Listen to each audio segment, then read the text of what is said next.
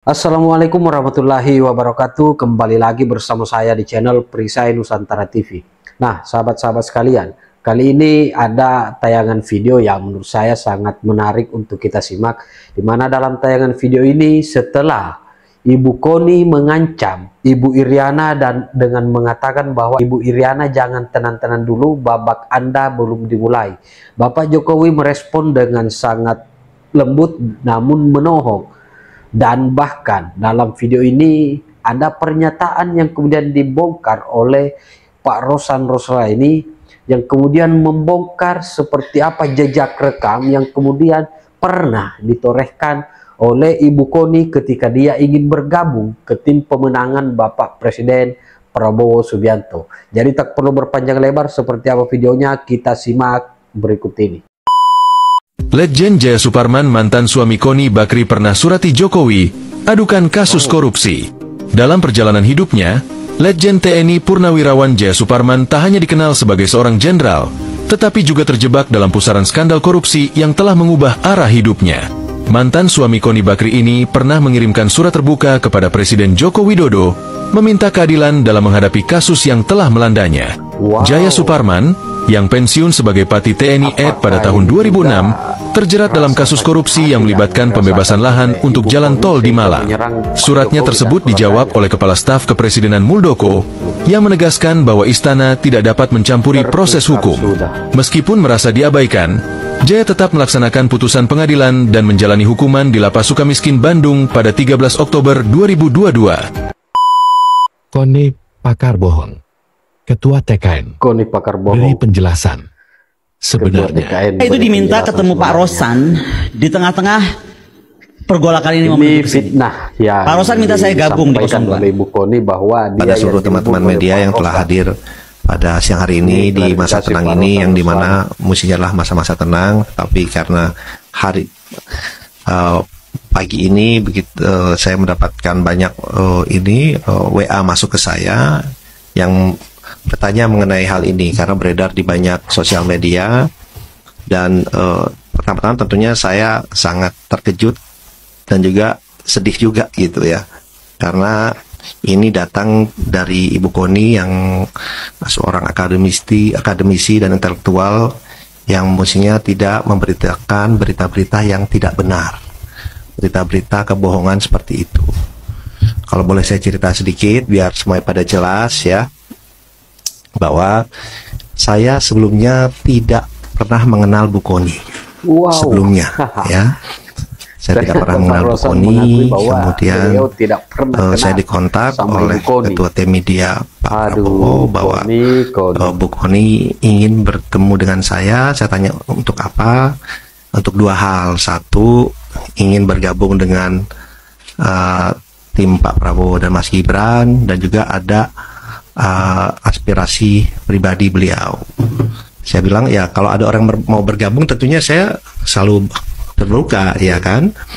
Dan kemudian beliau didampingi oleh ada satu orang lagi saya lupa, kemudian oleh Ketua Tim Media Mas Angga datang ke kantor saya.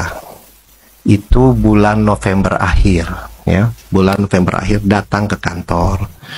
Kemudian beliau bilang apa yang disampaikan beliau ini, bahwa beliau memang ingin bergabung kepada tim TKN, ingin bergabung ya. Tentunya saya menyambut baik, tapi beliau juga menyampaikan bahwa beliau ini bingung juga karena selama ini sudah menjelek-jelekan Mas Gibran, terutama ya Pak Jokowi, tapi terutama Mas Gibran.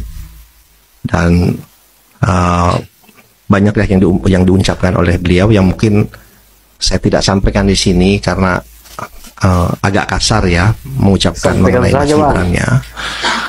Malu sendiri tuh si Koni. Dan kemudian beliau saya bilang ya, kalau mau bergabung ya udah Ibu deklarasi saja, kemudian bekerja yang baik untuk tim kami. Beliau ini bingung, dia bilang, waduh saya udah sering ngejelekin Gibran, dia bilang, gini deh, saya liburan ke Eropa dulu 1-2 minggu ini. Liburan 1-2 minggu ini, kemudian saya akan kembali dan saya akan deklarasi, akan join, gabung lah, dia bilang. Tapi saya mesti mikirin alasannya nih, exitnya, beliau bilang lebih tepat, exitnya, alasannya. Karena selama ini saya kan udah jelek-jelekin, biar kelihatan bagus alasan saya. Ya ibu pikirkan saja, silakan, saya bilang gitu. Dia bilang oke. Dan beliau Ibu Koni juga mau ketemu Mas Gibran. Saya bilang ya kalau ibu sudah menyatakan dukungan ya oke, nanti saya atur ketemu dengan Mas Gibran. Dan saya sempat sampaikan juga itu ke Mas Gibran. Oke, itu yang pertama. Kedua, pernyataan yang 2 tahun itu bukan datang dari saya, gitu. Beliau menyatakan ini gimana kok sudah 2 tahun, atau mungkin lebih cepat kalau ini pernyataan beliau ya. Kalau tiba-tiba Pak Prabowo, kalau saya ini orang intelijen, saya bilang bisa aja Pak Prabowo diracun, dia bilang itu. Bisa lebih cepat. Itu gimana? Saya bilang Bu, udah, hitungan itu tidak pantas. Ya udahlah itu Bu, jangan kita sih tidak ada pikiran seperti itulah, janganlah gitu. Ini pernyataan beliau gitu, bukan pernyataan saya. Jadi saya kemudian ini si Koni memang beliau menyampaikan seperti itu, dan alhamdulillahnya di meeting itu bukan hanya saya berdua, tapi ada 4 orang. Ya, ada 1 orang dibawa oleh Ibu Koni, ada 1 orang lagi yang ketua tim media Pak Prabowo.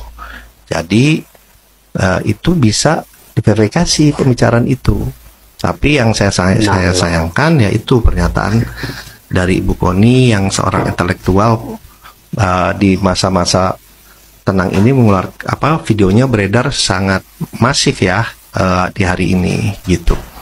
Ya, kami pun melihat bahwa banyak di masa-masa tenang dan di akhir saat-saat ini juga banyak sekali berita-berita hoax, berita-berita yang tidak benar, isi fitnah yang ditujukan kepada Pak Prabowo, pada tim, dan juga ternyata sekarang kepada saya.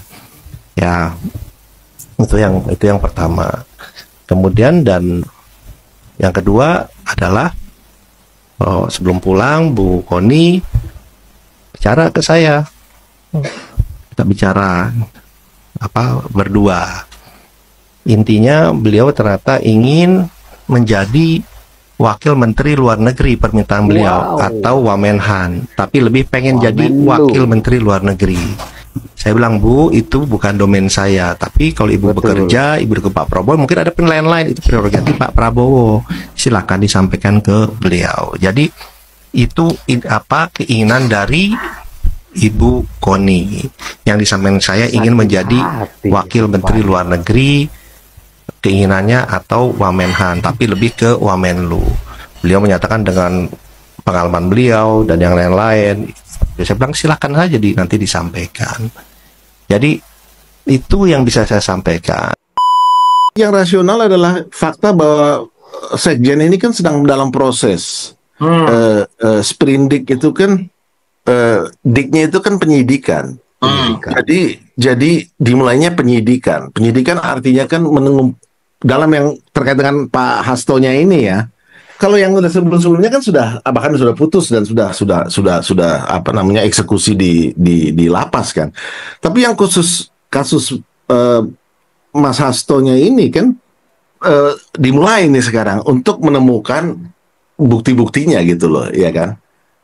Nah, saya kira yang rasional ini yang mau coba diganggu melalui bluffing seperti ini. Jadi artinya ini kalau Ayu lanjutkan, padahal sprindik udah keluar loh. Tapi seolah-olah ingin mengancam, menjadi seperti bahwa kalau Ayu lanjutkan, ini bluffingnya ini akan keluar, bluffing 2 akan keluar, bluffing 3 yang terkait Ibu Riana akan keluar, gitu-gitu. Jadi harus kita lihat urusannya mau kemana nih, ke sini, ke proses penyidikan yang sudah berjalan sejak dikeluarkannya sprindik di malam Natal kemarin. Walaupun kita masih harus melihat ya sampai seberapa jauh, karena ini kan baru selesai tahun baru ya, artinya saya tidak tahu ada yang tahu Hasto ada di mana nggak sekarang, Pak Mas Hasto ada di mana? Ya, Mas Hasto sekarang kemana? Pertanyaan ya. Ya. Jadi artinya kita tunggu aja. Ini kan kemarin eksekusinya oke lah, tahun baru, sprindiknya keluar di malam Natal, liburan. Nah ini kan tanggal berapa sekarang? 2 ya. Kita lihat ya dalam 2-3 hari ke depannya yang mesti ada lanjutan ini.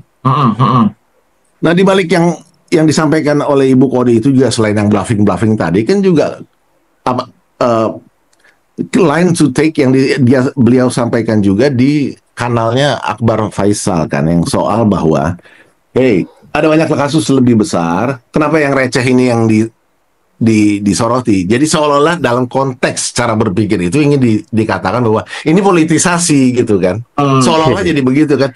Ya. Yang gede-gede aja gitu loh. Nah, yang gede-gede ini katanya ini yang udah dinotariskan itu kan di Rusia itu yang mau dibongkar gitu loh ya. Kita tunggu. Publik menunggu itu. Jadi nah, itu Bang, kalau tadi soal Hasto ya, soal Hasto tersangka, ini juga ada narasi ini saya lagi-lagi mengacu kepada keramaian yang ada di medsos ya, di X terutama. Jadi ada yang bilang Hasto ditersangkakan tapi tidak ditahan. Ini kan beda dengan Tom Lembong gitu.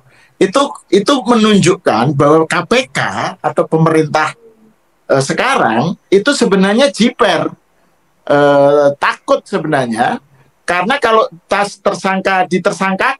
Harto tersangka dan kemudian langsung ditahan, itu nanti Bu Mega kan Bu Mega sudah melakukan itu tuh, menyatakan akan menggerutuk KPK gitu kan kalau Harto ditangkap gitu.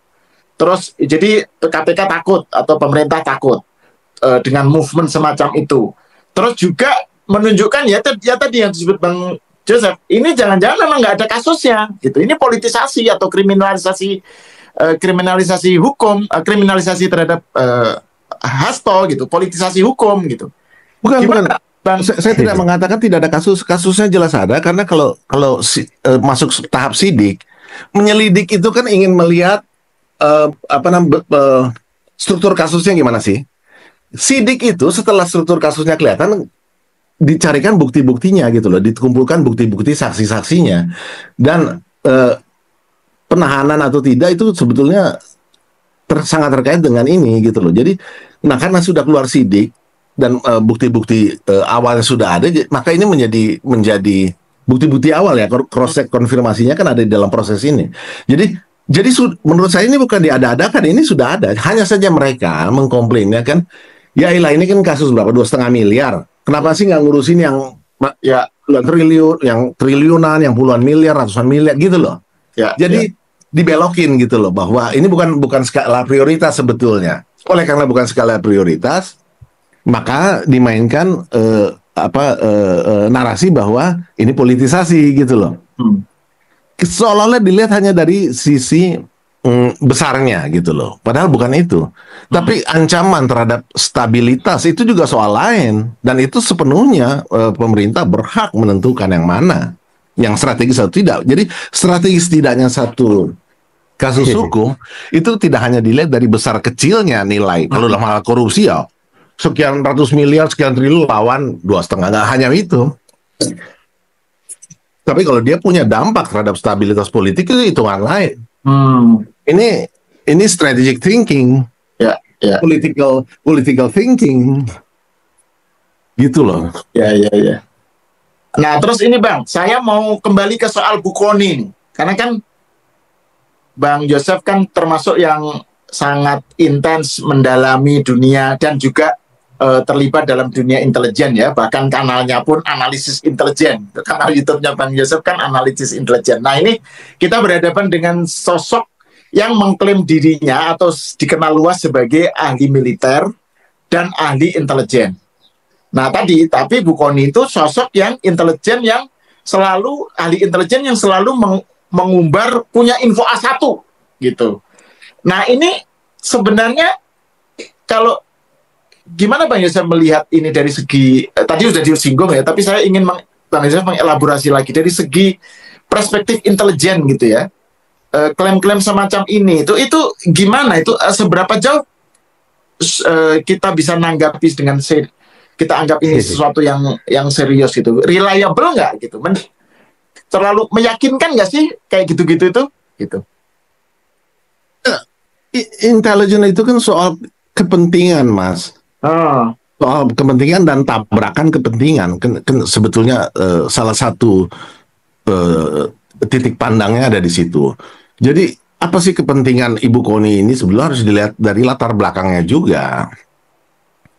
Jadi kalau kita kembali ke awal Pak Prabowo sebagai Menhan, itu kan kemudian ada ribut-ribut soal satu PT lah, TM apa gitu ya, yang dibentuk gitu lah, untuk sebetulnya melakukan kajian. Itu lebih PT ini sebetulnya bentuknya PT, tapi dia fungsinya lebih melakukan kajian mana alutsista yang cocok untuk kita atau tidak gitu loh, yang sesuai dengan perencanaan atau tidak.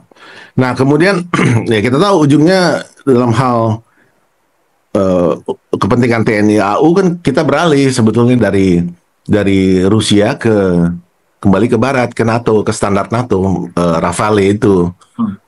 Ini sebenarnya ada kajian yang strategis bahwa terungkap sudah fakta yang sebenarnya, apa yang sering diteriakkan oleh Ibu Koni bahwa dia dengan membabi buta menyerang Pak Jokowi dan keluarganya, ternyata itu adalah aktualisasi dari rasa sakit hati yang dirasakan oleh Ibu Koni, karena suaminya pernah bersurat ke Pak Joko Widodo meminta keadilan, akan tetapi Pak Muldoko waktu itu merespon bahwa kami tidak punya hak untuk mengintervensi proses hukum. Dan yang kedua, ternyata Ibu Koni selama ini menyebar fitnah bahwa dia yang kemudian dihubungi oleh Pak Rosan Roslina untuk kemudian bergabung ke TKN. Ternyata Pak Rosan membongkar bahwa dialah yang pertama kali menghubungi Pak Rosan dan meminta untuk bergabung, dan bahkan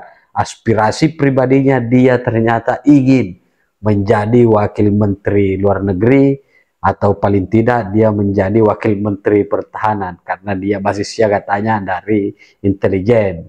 Itu kan bukan hak prerogatif dari Pak Rosan, akan tetapi itu hak prerogatif dari Bapak Presiden Prabowo Subianto. Ternyata lagi-lagi bahwa ini adalah rasa sakit hati, rasa kecewa yang kemudian dirasakan oleh Ibu Koni sehingga membabi buta menyerang Bapak Joko Widodo dan keluarganya.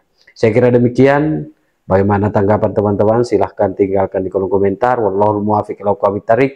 Wassalamualaikum warahmatullahi wabarakatuh. Salam NKRI.